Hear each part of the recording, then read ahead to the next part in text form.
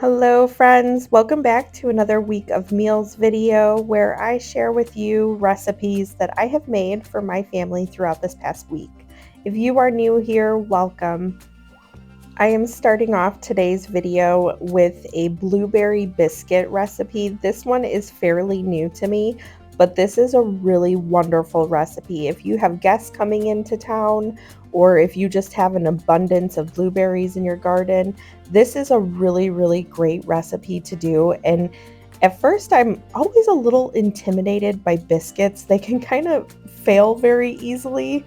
And like I've said in numerous other videos, I am not the best baker because I tend to be really bad at following directions when cooking. So you can take it from me. This recipe is super simple, super easy, and it takes hardly any time at all. There's no need to let anything rise or anything like that. So super easy recipe.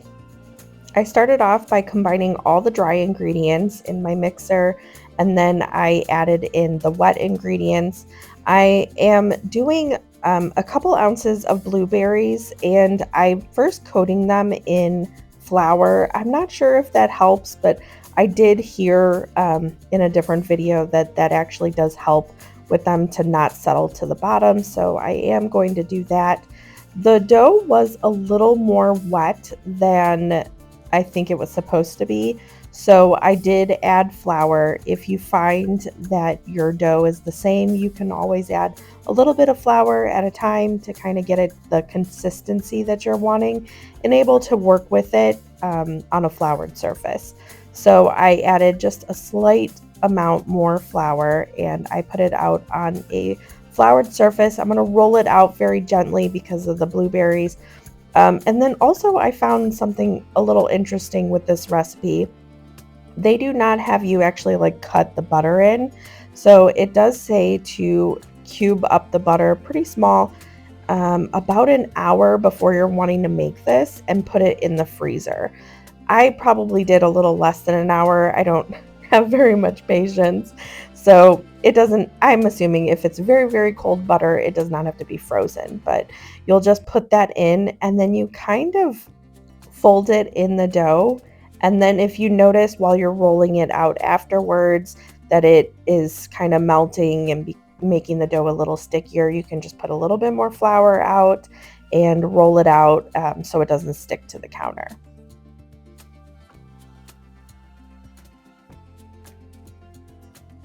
Now that I have the butter folded into the dough, I'm going to gently roll out the dough, and it's still going to remain pretty thick because I'm wanting to make these biscuits. I'm not wanting them crazy thick, so it's kind of medium, I guess. And then I'm going to use a large mason jar ring to cut out the dough. I don't have a biscuit cutter, but if you have a biscuit cutter, you can use that. I don't, so I'm just using a mason ring and it worked out perfectly. It's not the standard size one, it is for a larger one, but they were the perfect size. The recipe suggested, and I'm also going to highly suggest using parchment paper on your baking sheet because as the butter kind of melts while the biscuit's cooking and the blueberries ooze a little, it's going to create a little bit of a mess. So just to be easier and so they don't stick to the bottom, I would use a parchment paper sheet on the bottom of your baking sheet.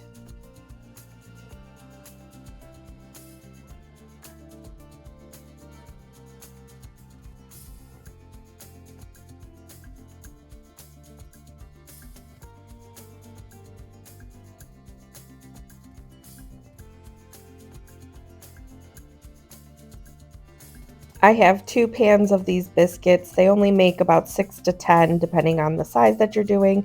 I believe it was about 10. So I went ahead and you put them into a really hot oven. It was 450 degrees for 7 to 12 minutes. And I want to say that that's going to vary a little bit too. So I would just make sure that you're checking them every now and then and making sure that they're getting done but not overcooked. And you take them out right when they're starting to brown and kind of turn golden. Now, while those are cooking in the oven, I'm going to throw together just a very simple glaze with powdered sugar, a couple tablespoons of milk, and vanilla, and I'll whip that together and drizzle that on top. You, of course, can skip that. You can also just do like a dusting of powdered sugar. I think that would be really good.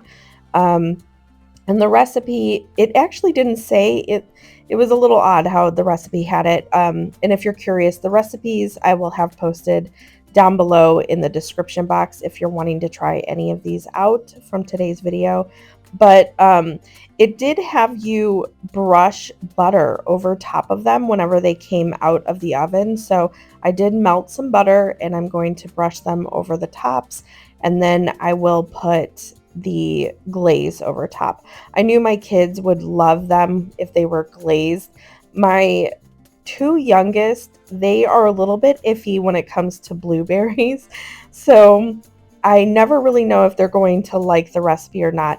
They ended up loving this recipe, so I'm super glad, and I don't know if the glaze maybe helped.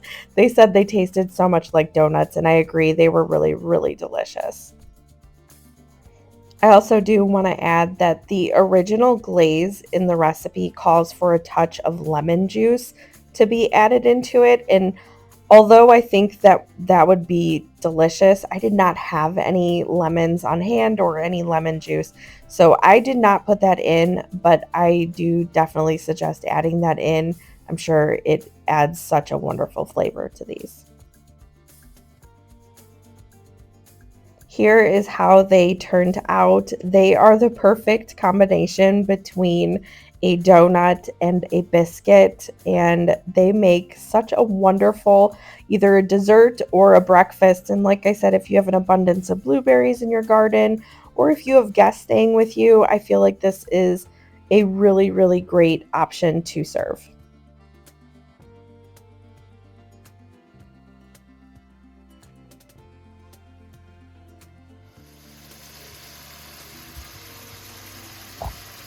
For this next meal, we are going to be making a crock pot cowboy casserole. And these are some of the ingredients, plus you also will need a pound of ground beef. So I have that cooking over here on the stove. That going, it's almost done. I'm going to chop up some onions real quick to get it going in the ground beef before I drain it. You can throw it all in the crock pot if you want, but I am kind of pressed for time because it's already 2 in the afternoon and this is a crock pot meal, so I'm kind of pushing it a little too close and I kind of need to get this going. So I'm going to chop these up and then cook them some with the ground beef, and then I'll put them all in the crock pot.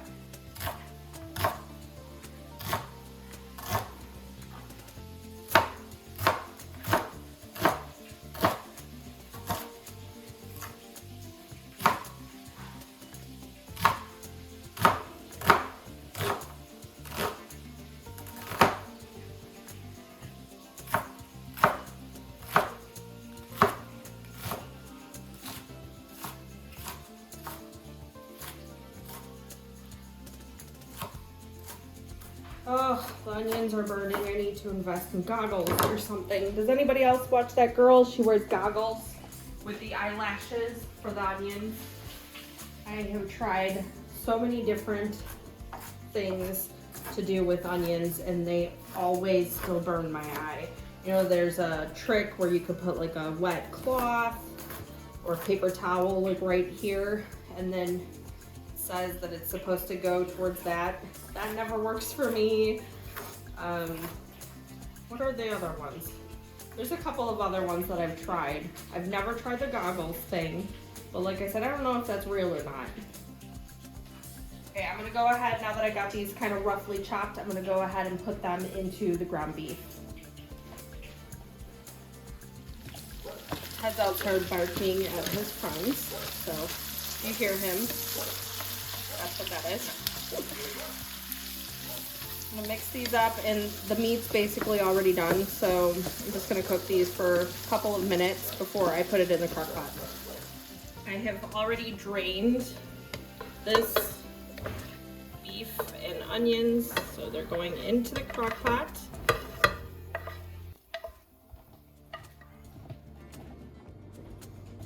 Okay, so I have peeled and washed some russet potatoes. You need about 4 cups.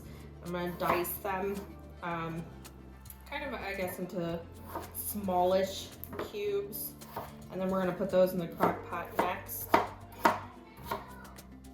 You can hear my boys fighting in the back. They're supposed to be cleaning their room, but they're at the stage where they've about had enough of each other. And so they're fighting nonstop, it seems like today. They're also cooped up inside because it's again raining. So they are kind of cooped up and getting tired of each other and probably needing a break for a bit. But so if you hear that, that's what's going on. I also chose a bunch of crock pot meals this week, or easier meals. I'm trying to think what the other ones were. They're probably half crock pot and half like just kind of easier things. I'm solo parenting for the most part this week. My husband's working out of state on a new build, so kind of doing all the things by myself, and it can be a little hectic. So I chose easier meals to kind of help me out where I can. Okay, I'm gonna add these to the crock pot.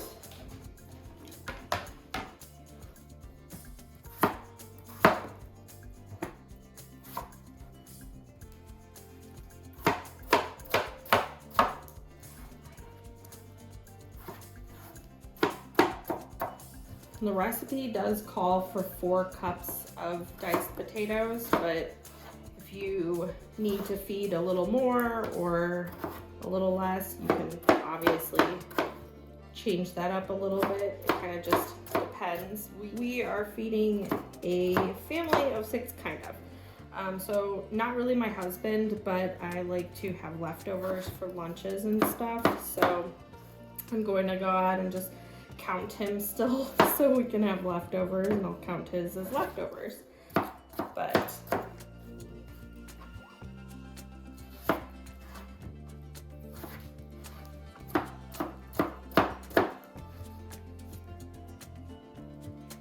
running out of room. My teenagers, they're usually the ones that unload the dishwasher. And so a lot of times my stuff will go missing. And right now my large cutting board is currently missing. Okay, I'm gonna put these in the crock pot too. So I'm kind of dealing with what I got. It seems like there's always something though.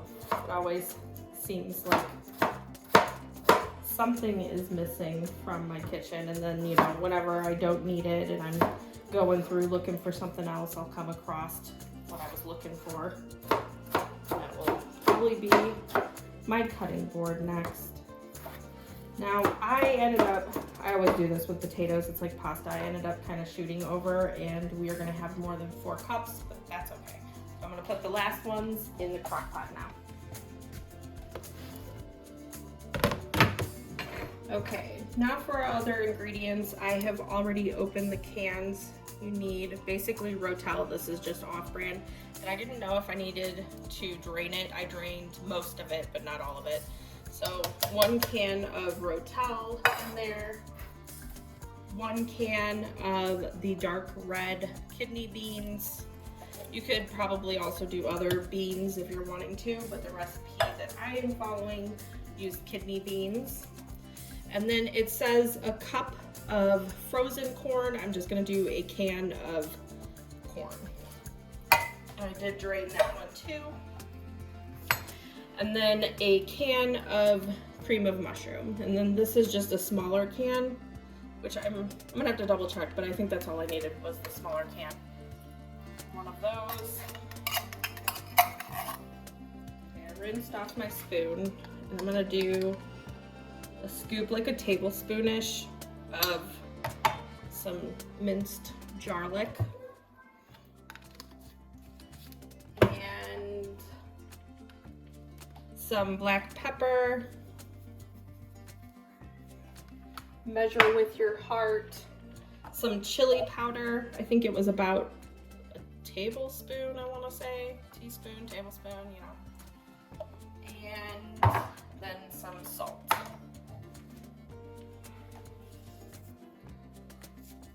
And that's about a teaspoon.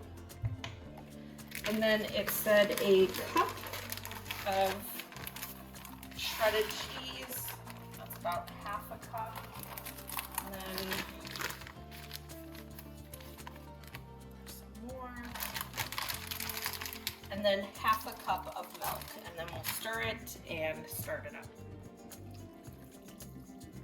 That might have been a little bit more. Does anybody on this subject buy the milk based on the date, like if it's a birthday or something?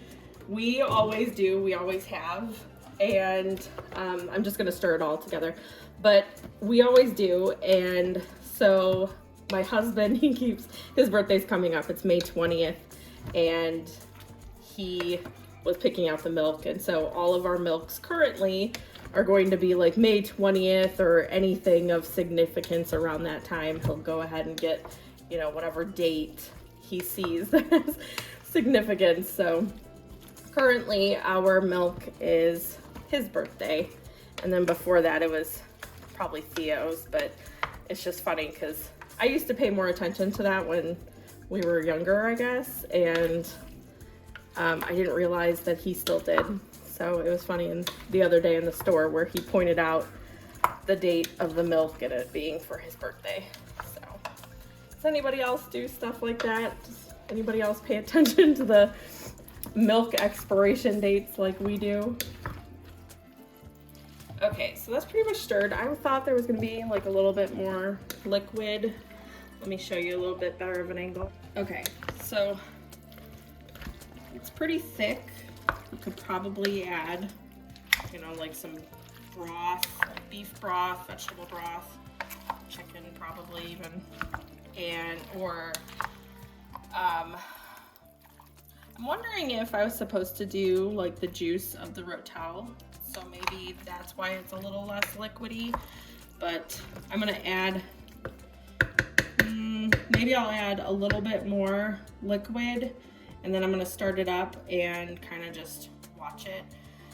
If you are in a rush like I am, I should have done some canned potatoes because they like need barely any cooking. So I should have done that, but I did not. So I'm going to put this on high because, like I said, it is already after 2 in the afternoon, and that's like past crock pot meal time. So I'm gonna get this going and I'll let you know how it turns out.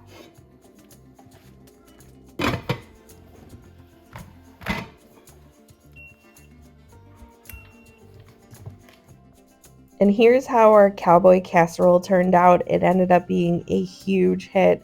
We had just enough left over for some leftovers.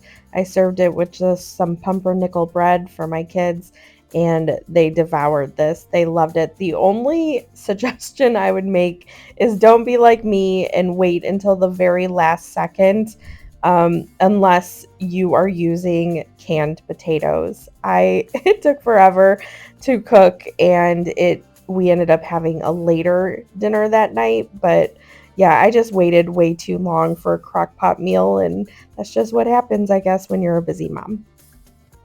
I'm now moving on to our next meal for this video, and this is smothered pork chops, and I'm going to make some mashed potatoes and some green beans on the side.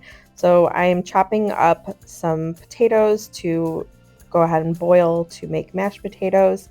I see smothered pork chops everywhere online. I know that it is such an easy recipe to make, and although I do wonder how many people actually do make it, because a lot of times when I'm talking to like friends and stuff, they don't usually make them.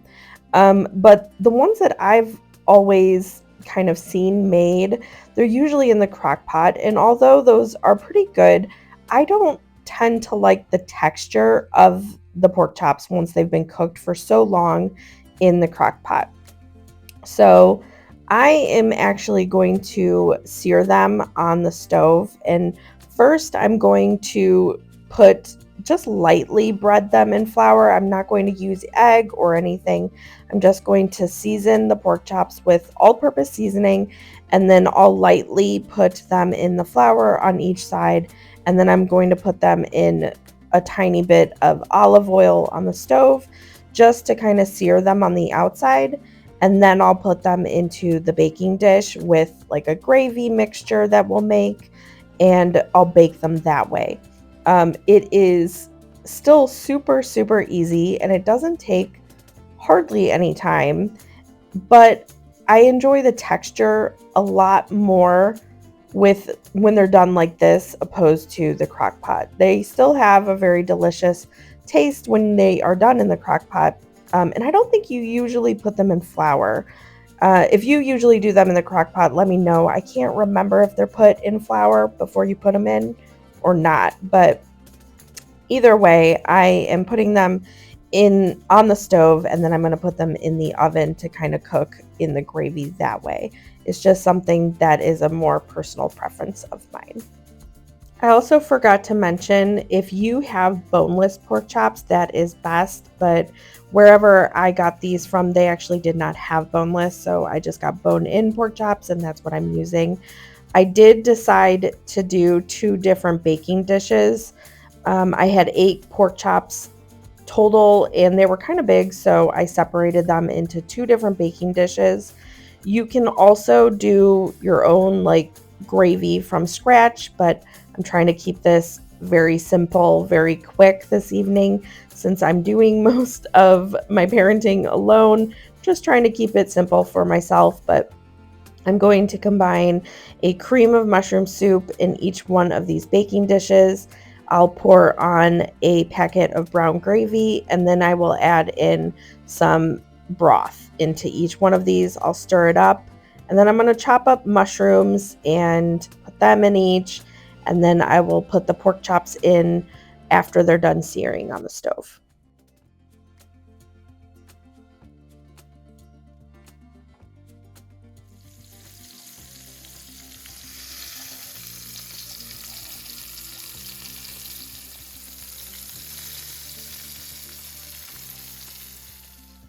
Another thing, if you were wondering when I put the potatoes into the pot, what was kind of floating in there, I did use a homemade broth that had like a little bit of fat at the top. It was from being cold. So I just dumped all that in and then added water to fill up the rest. But that is how I cooked the potatoes. It just adds a lot more flavor when you cook it in broth. And so that's what I did there. I added about a cup and a half of broth to each one of these casserole dishes, and now I'm just going to stir them to combine all the ingredients before I cut up the mushrooms and put them in. I felt like a cup and a half was a really good quantity for it in order to kind of not be too soupy. It was a really good gravy consistency.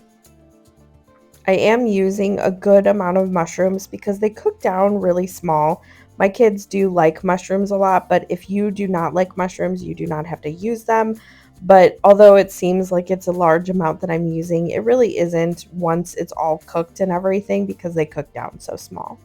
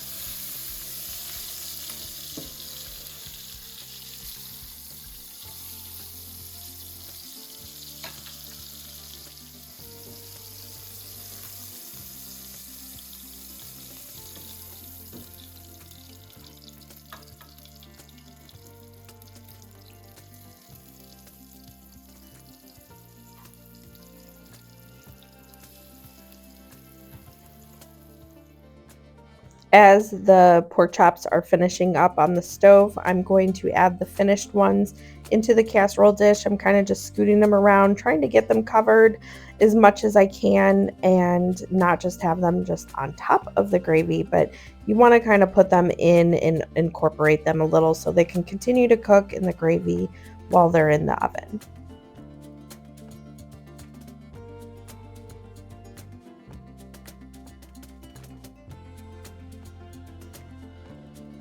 Once you have all the pork chops into each of the casserole dishes, I put mine in the oven at 350, and it's going to depend on how thick your pork chops are. Mine are pretty thin, so I want to say it was only about 20 or 30 minutes. So just until they're done, you're going to want to watch. If your pork chops are thicker, obviously they will cook a little longer, but it really does not take very much time at all after, especially if you sear them and stuff first. They don't really take very much time. So I'm going to put those in the oven, and then I'm going to put together the mashed potatoes and cook the green beans.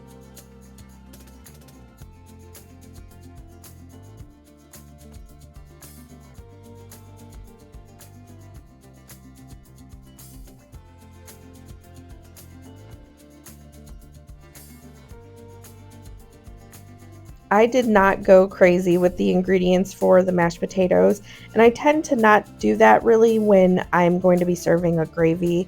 So I am going to be doing the gravy over top of the mashed potatoes, and I just kept the potatoes very, very simple. So I added salt, pepper, some cubes of butter, and milk.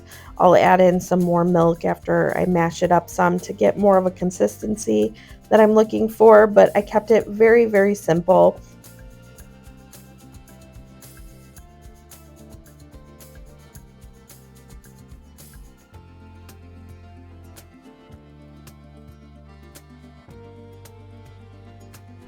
Here's how they turned out. This meal reminds me so much of the Sunday meals my mom would make growing up. She used to bread and fry pork chops, and it was one of my favorite meals that she would make. But this way is so much easier, but it doesn't lack at all on flavor. This meal is definitely one of those super simple Sunday dinners. This next recipe is not a meal at all, but it is really such a great recipe. I had to share it. This is broccoli salad. I don't think I've had many broccoli salads in my life. I want to be honest though, I don't feel like I ever gave them a chance. One of the last times that I had broccoli salad was when my husband and I were staying in the hospital for our son to have a procedure done. And so it was hospital food, but it was actually really, really good. And then that was the only time they served it. And so we had been there many, many times, and we always went back to look for the broccoli salad, and they just never had it again. So that was a very good broccoli salad, and I had never really given any other ones a chance. However, whenever we were trying to figure out what we can make for Easter dinner, we usually host every year, and we have an abundance of people that bring all kinds of food. And so I wanted to be able to make some kind of a vegetable, but one that people could really enjoy, something that I can make ahead of time. And this was one of the first things that popped into my head. And I was telling my husband, I'm like, I really wish that I knew of a good recipe for it. And he was like, oh, hold on. My mom made this back in the day when I was a kid. It was really, really good.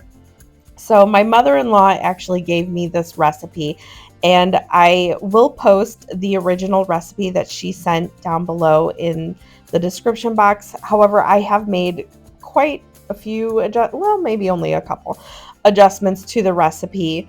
And although I am using a yellow onion here, I do suggest doing a purple onion. I had just run out.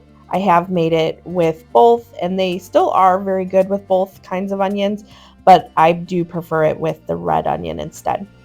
So if you have that, I do suggest using that instead. A couple other little variations that we have made is the original recipe calls for a ton of sugar. And so we do not add nearly that amount. And it does, do the sunflower seeds. And then it also calls for raisins. I do not like raisins. So I usually will find some kind of substitution. And this substitution is apples. I kind of chunked them up into small pieces, and it added that perfect crunch and that perfect sweetness that you're looking for this. If you do like raisins, you can definitely use those, but because I don't and a lot of my family doesn't either, I went ahead and did apples, and it was such a perfect substitution for that. So anyway, we have made a couple adjustments to the recipe. I'll put both down below for you if you're wanting to make any of the adjustments for yourself too. I mentioned that we originally started making this for Easter, and it has become such a staple. We constantly have it in our fridge, and so I've made it a handful of times since Easter this year. And we keep it in our fridge. My husband, he will a lot of times bring like small Tupperware of it to work. And so he has it with his lunch. And I don't know, it's funny because it's the simplest thing, but we have made it so many times and we're really enjoying it.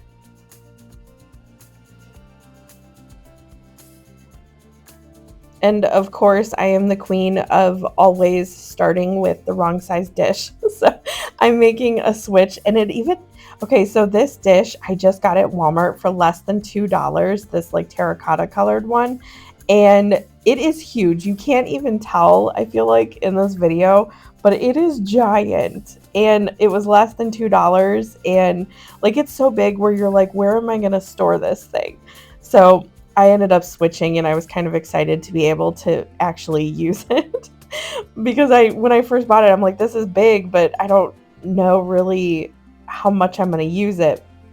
So anyway, I'm making the sauce for the salad now, and it does have a lot less sugar, and I also did reduce the amount of mayonnaise that I'm putting in it this time, and I did not notice any significant difference. Each time I make this, I try to reduce the amount of mayonnaise and I try to reduce the amount of sugar, and so far I have not noticed much of a difference in the quality of taste. So that's kind of exciting for me. I'm going to pour over the mixture, and then I'll put in the bacon that is cooking in the oven now. I'm going to chop it up once it's all done and add it into this, but I'm going to toss this around and give everything a good coat. I'll put the bacon in and toss it around again, and then I'll put it in the fridge to kind of marinate for a little while before we go to eat it. If you're curious, this ended up being a huge hit for our Easter dinner. A lot of people ended up liking this, and I was kind of surprised. Since moving down here, I've noticed that a lot of people, adults, kids, it doesn't seem like they're as exposed to vegetables down here. And I know that this one is, covered in mayo and sugar, but I try to, every time we're like getting together, I want my kids to try a variety of things.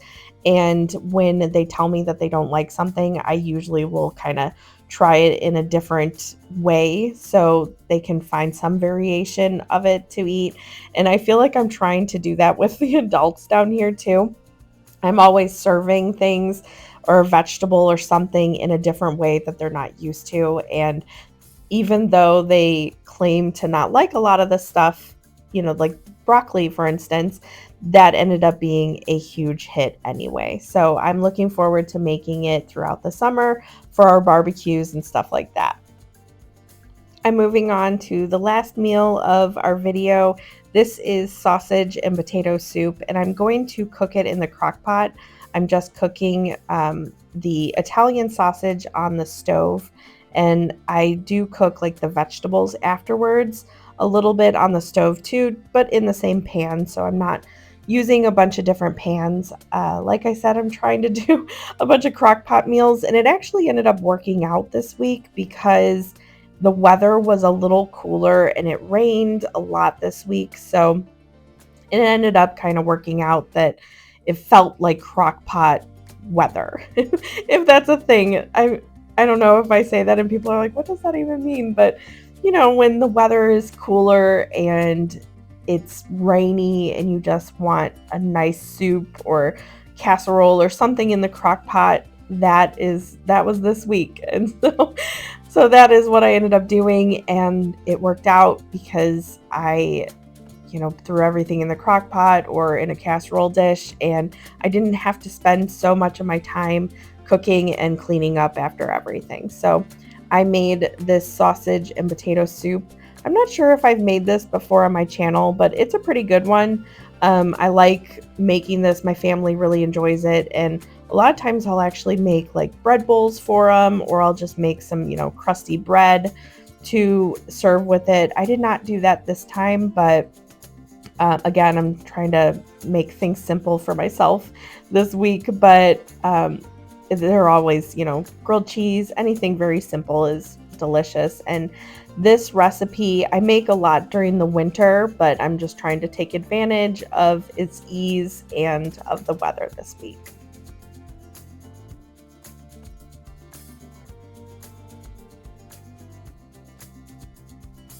I'm doing a mixture of carrots, onions, and celery, and I'm chopping them up in pretty chunky size. You can really do whatever size you want. You can also add other variety of vegetables if you'd like. I'm cutting them up, and then I'm going to add them to the saucepan that I used for the sausage, and I'm just going to kind of cook them for a couple of minutes to get them started before I add them to the crock pot with the sausage.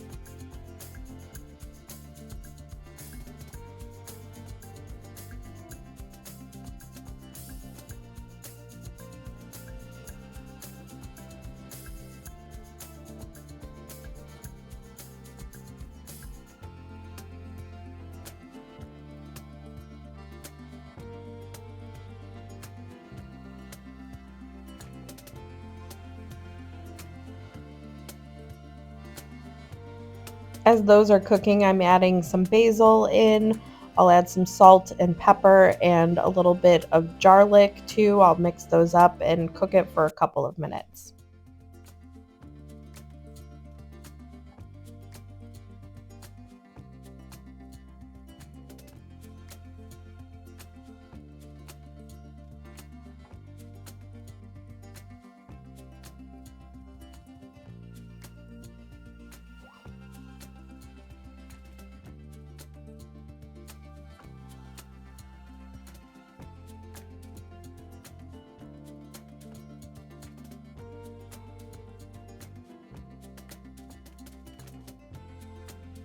Once those are ready, you can add those to the crock pot. And then I'm starting with just you can do these whole if they're small. You can have these potatoes. They were kind of all different sizes for me, so I'm kind of doing them all different ways. I want them about the same size so they cook fairly evenly, but I did red potatoes. You can really do any kind of potatoes that you're wanting, and I would just kind of chop them up into chunks and put them in the soup. Again, you can also do canned potatoes. I know my parents, they like to use canned potatoes, and it's kind of a convenience thing sometimes. I like getting those a lot in the winter time, and it's just, I don't know, it's so much easier. But anyway, I'm doing red potatoes today, chunking them all up and putting them in the crock pot. Now that I have all the vegetables and the meat in the crock pot, I'm going to add the other ingredients. I used a little bit of soy sauce for saltiness, but you can use salt if you prefer. You can also omit this hot sauce if you're wanting, but it does not make the dish at all spicy. It just adds more of a flavor to it. You can use cream, which is what I did, but I always suggest in crockpot soups to do evaporated milk. I just feel like it does better. And then I poured in some chicken broth. I stirred it up and started it.